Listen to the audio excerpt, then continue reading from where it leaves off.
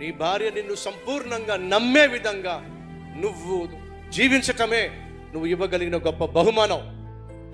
నీ భర్త నిన్ను నమ్మే విధంగా నీ ఆత్మీయ జీవితాన్ని, నీ ప్రవర్తనను కాపాడుకోవడమే నువ్వు నీ భర్తకి ఇవ్వగలిగిన గొప్ప బహుమానం. అలా కాకుండా బయటికి వెళ్తే చాలు, వెళ్తున్నాడు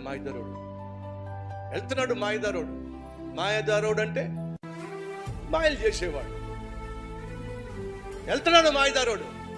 నీ భార్య నిన్ను చూసి మాయదారిది అన్నాను, మాయదారుడు అంటున్నా.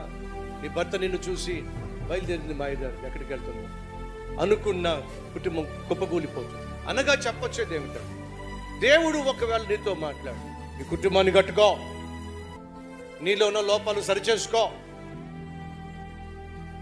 అని దేవుడు చెప్పినప్పుడు ఖచ్చితంగా ఆయన మాటకు నువ్వు లోబడి సరిచేసుకున్నట్లయితే నీ కుటుంబం కట్టబడుతుంది. కారణం ఏమిటి? నువ్వు వింటున్నావు, విన్న దానికి విధేయత చూపిస్తున్నావు, అంతేకాకుండా క్రియల్లో పెడుతున్నావు.